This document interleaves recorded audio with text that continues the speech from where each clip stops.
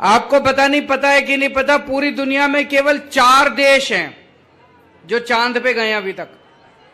Russia, America, China, India, केवल 4 देश हैं। हमारे वैज्ञानिकों ने हमारा सीना चौड़ा कर दिया, गर्व से सर ऊपर करके चल रहा है देश अब पूरी दुनिया के अंदर। और चांद पे एक साउथ पोल है, साउथ पोल पे जाना बड़ा मुश्किल है। अमेरिका, रशिया और चाइना जो गए वो साउथ पोल पे नहीं गए।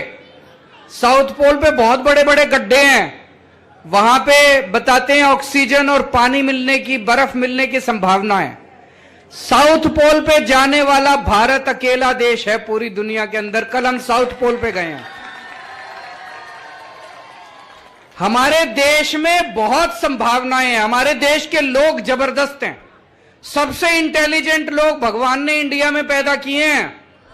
यह तो हमारी गंदी राजनीति है जो आगे नहीं बढ़ने देती। कांग्रेस बीजेपी से लड़ रही है, बीजेपी आम आदमी पार्टी से लड़ रही है, ये उससे लड़ रहा है, ये अरे यार, सारे मिलके काम करते हैं ना, काम करके देश को आगे बढ़ाते हैं। सारे मिलके काम करेंगे तभी तो देश आगे बढ़ेगा। जो लड़ाई झगड़ा करना है सबने चुनाव में कर लो। एक बार चुनाव खत्म हो जाए फिर आपस में लड़ना नहीं चाहिए, फिर देश को आगे बढ़ाना चाहिए। मैं ये देखता हूं, दिल्ली देश की राजधानी है, बड़ी चीज होती है राजधानी। 75 साल हो गए देश को आजाद हुए, अभी तक राजधानी के अंदर बताओ लोगों के घर में पानी पीने को नहीं आता, सीवर नहीं है, सड़क नहीं है, मोटी मोटी सुविधाएं तक नहीं है। अगर राजधानी में हम ये सुविधाएं नहीं दे पाए तो बाकी देश में तो क्या ही हाल हो रहा होगा। नहीं, गलत तो नहीं कह रहा। जब से दिल्ली में हमारी सरकार बनी है, मेरी एक ही कोशिश है, देखो जी मैं नेता तो हूं नहीं, आपके जैसे आम आदमी हूं, आपके जैसे मेरा छोटा सा परिवार है, आपके जैसे आम आदमी हूं। आम आदमी के घर में क्या समस्या है वो मैं समझता हूं।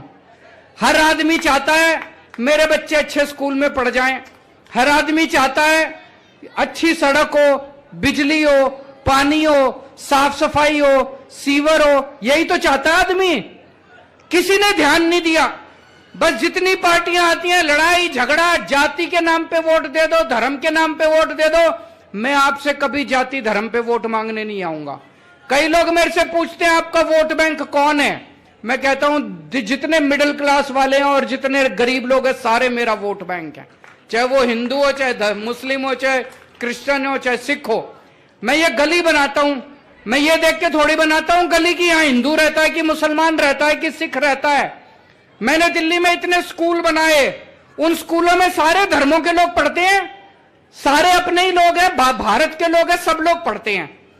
हम लोग देश का विकास करने के लिए आए हैं, हमें राजनीति नहीं आती। ये लोग नेता नहीं है जो बैठे हैं, हमने आज तक कभी राजनीति नहीं करी। अब ओम विहार के लिए आपके एमएलए साहब ने मेरी जान खा ली। एक बार ताली बजा दो अपने एमएलए के लिए सारे जने। मेरे पास आए 31 करोड़ रुपए लगे हैं, ये जो आपकी गलियां नालियां बनी हैं, 206 गलियां बनी है, 206 गलियां। ये जब दूसरी पार्टियों की सरकार थी, ये पूरी विधानसभा में 5 साल में 2 सड़क बनाते थे और गाते रहते थे 2 सड़क बना दी, 2 सड़क बना दी। हमने 2 सड़क नहीं, हमने तो एक ही विधानसभा में 200 गलियां तो बना दी। अभी पता नहीं, मैं अभी इनको बता रहा था, अगले साल दिसंबर तक विकासपुरी विधानसभा के अंदर जितनी कच्ची कॉलोनियां हैं सारी सड़कें बनवा दूंगा, मैं सारी सड़कें बनवा दूंगा। लेकिन सबसे ज्यादा श्रेय आपके एमएलए को जाता है जिन्होंने जान खा खा के फाइलें ला ला के मेरे से पैसे सैंक्शन करवाते रहते हैं और सारे काम आपके कराए हैं। 40 फुटा रोड बन गई,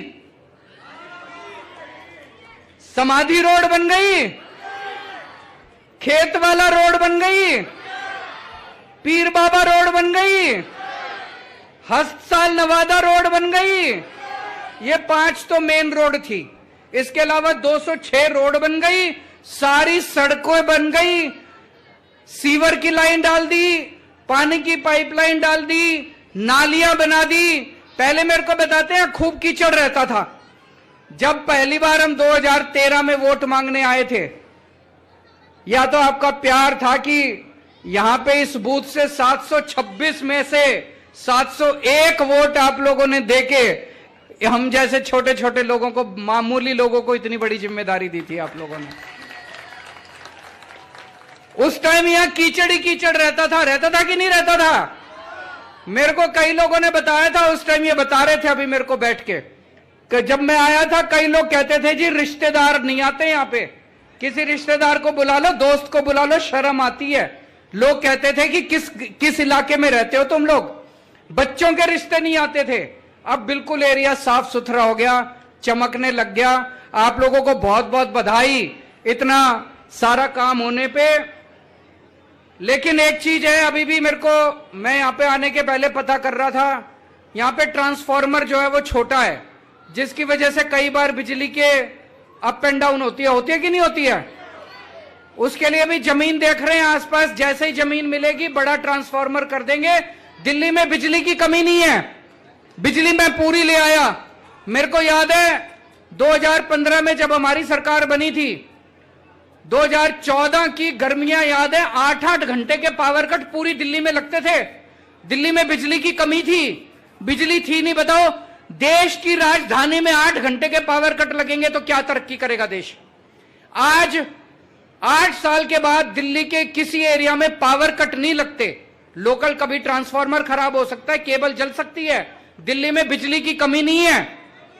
24 घंटे बिजली देते हैं, फ्री बिजली देते हैं। फ्री बिजली आती है कि नहीं आती है? इनको बड़ी तकलीफ होती है दूसरी पार्टियों वालों को, कहते हैं केजरीवाल फ्री की रेवड़ी देता है। गरीब लोग हैं, मिडिल क्लास के लोग हैं, अगर किसी के 2000-3000 रुपए महीना बिजली का बिल बच जाए, बताओ उनको क्या तकलीफ है? 2-3 हजार रुपए महीना बच जाए, बच्चों पे खर्च करता है आदमी, उनको अच्छी शिक्षा दिलाता है, उनको अच्छा खाना खिला देता है, इनको क्या तकलीफ है? गलत तो नहीं कह रहा? मैं घर चोरी करके तो नहीं ले जा रहा पैसा, आपके ऊपर ही खर्च कर रहा हूं, आपका ही तो बिजली का बिल कम कर रहा हूं। तो आज दिल्ली में फ्री बिजली मिलती है, 24 घंटे मिलती है। अब पंजाब में भी मिलने लग गई।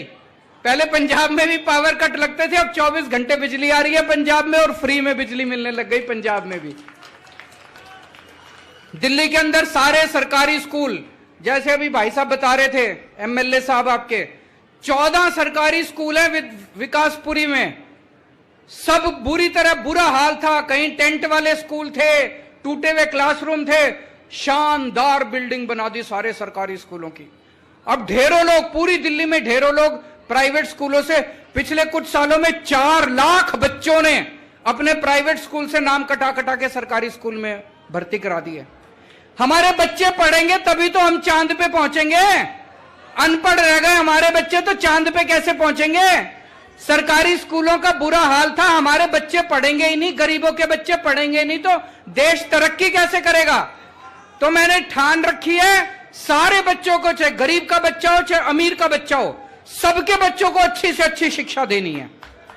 और आपके लिए पूरी दिल्ली में सरकारी अस्पतालों में फ्री में इलाज का इंतजाम कर दिया। किसी भी सरकारी अस्पताल में चले जाओ, सब कुछ फ्री है, सारी दवाइयां फ्री हैं, सारे टेस्ट फ्री हैं, चाहे कोई अमीर आदमी हो चाहे गरीब आदमी हो।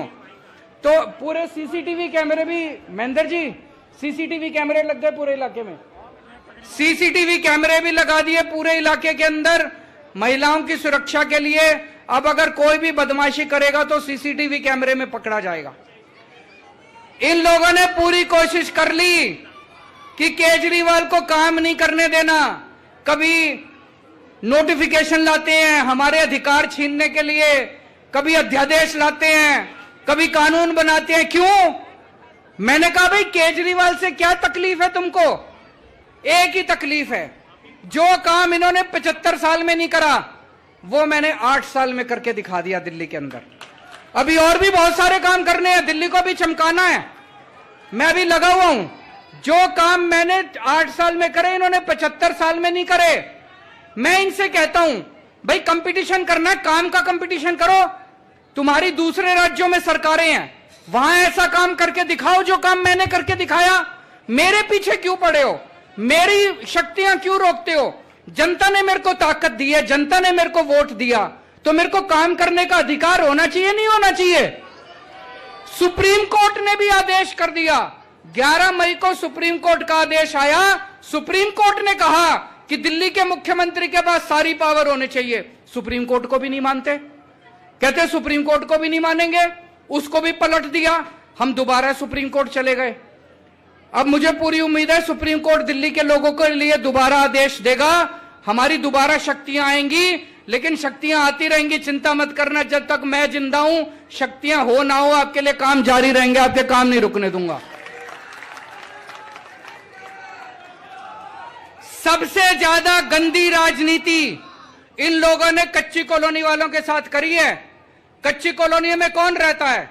कोई अमीर आदमी तो रहते नहीं, बड़ी बड़ी कोठी वाले थोड़ी रहते हैं। गरीब आदमी रहता है, जिसके पास पैसे नहीं होते वो बेचारा के छोटे मोटे मकान खरीद लेता है कच्ची कॉलोनियों के अंदर। आज तक हर चुनाव के पहले इन दूसरी पार्टी वालों ने कच्ची कॉलोनियों में आके बड़े बड़े वादे करे। अब मैं आपको बताता हूं, 2014 तक जब हमारी सरकार बनी थी, पूरी दिल्ली में केवल 250 कॉलोनियों, 262 कॉलोनियों में सड़क बनी थी केवल। और 8 साल में मैंने 850 कॉलोनियों के अंदर सड़कें बनवा दी। और अगली साल दिसंबर तक दिल्ली की सारी कच्ची कॉलोनियों में सड़कें बनवा दूंगा। ऐसे ही तमाम बड़ी खबरों के लिए आप बने रहिए हमारे साथ और देखते रहिए इंडिया प्राइम न्यूज।